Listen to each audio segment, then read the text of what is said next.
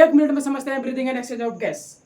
देखो ब्रीदिंग क्या होता है, नॉर्मल सांस लेना और छोड़ना, इस प्रक्रिया को, इस प्रोसेस को, इस काम को क्या बोलते हैं हम लोग, ब्रीदिंग। अब एक्सचेंज ऑफ गैस को समझने से पहले एक चीज समझो, पार्शियल प्रेशर क्या होता है। एयर जो मूव करेगा, एयर जो मूव करेगा किधर से किधर करेगा, तो एयर का डायरेक्शन क्या होगा, तो एयर का डायरेक्शन होगा high partial pressure to low partial pressure. जहां एयर ज्यादा है वो एयर कहाँ जाएगा, कम एयर जहाँ कम होगा वहां पे जाएगा, ठीक है ना। तो high partial pressure to low partial pressure.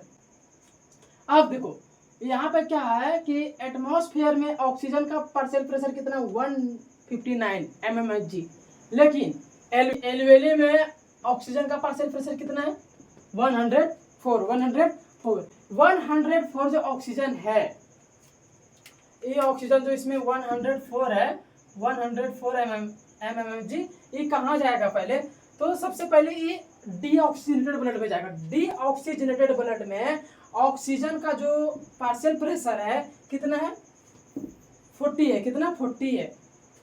इसमें डीऑक्सीजनेटेड ब्लड में क्या होता है, ऑक्सीजन का पार्शियल प्रेशर कितना है, 40। तो डीऑक्सीजनेटेड ब्लड का मतलब कहना है कि उसमें ऑक्सीजन की मात्रा कम है और कार्बन डाइऑक्साइड की मात्रा अधिक है। ऑक्सीजनेटेड ब्लड में क्या होता है कि ऑक्सीजन का मात्रा हाई होता है, देखो ऑक्सीजन का मात्रा हाई है और कार्बन डाइऑक्साइड का मात्रा कम है ना।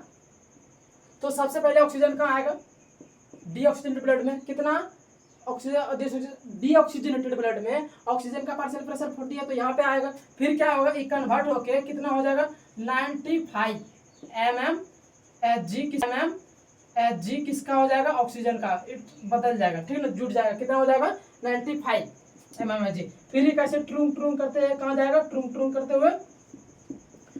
ट्रूंग करते हुए इसमें आएगा टिश्यू में। अब टिश्यू में जो ऑक्सीजन आएगा, तो सबसे पहले देखो कि ब्लड में कितना ऑक्सीजन है, 95 है कि ना। ऑक्सीजन ब्लड में ऑक्सीजन का प्रेशर कितना है, 95, लेकिन टिश्यू में जो ऑक्सीजन का प्रेशर है कितना है, 40 है, कितना है, टिश्यू में ऑक्सीजन का प्रेशर कितना है, 40। तो यहाँ 95 कहाँ जाएगा, 40 के पास, यानी टिश्यू में जाएगा ऑक्सीजन, ठीक है, ये कम था। अब यहाँ क्या हुआ, ऑक्सीजन जैसे आया, कुछ काम रिएक्शन किया, जो आप खाना खाए ग्लूकोज बना, वो ग्लूकोज को तोड़ने में क्या चाहिए, जरूरी ऑक्सीजन। तो ऑक्सीजन इसको मिला, क्या करेगा, ग्लूकोज को तोड़ेगा तो क्या क्या बनेगा, तो ग्लूकोज एनर्जी बनेगा, प्लस में जल बनेगा और कार्बन डाइऑक्साइड। अब कार्बन डाइऑक्साइड हमारे शरीर के लिए अच्छी चीज नहीं है, एनर्जी हमारे शरीर में काम आ जाता है और जल भी काम आ जाता है, लेकिन कार्बन डाइऑक्साइड हमारे शरीर में काम नहीं आता है, ठीक है ना। तो नहीं आता तो कार्बन डाइऑक्साइड क्या होगा, बनेगा, कार्बन डाइऑक्साइड बना।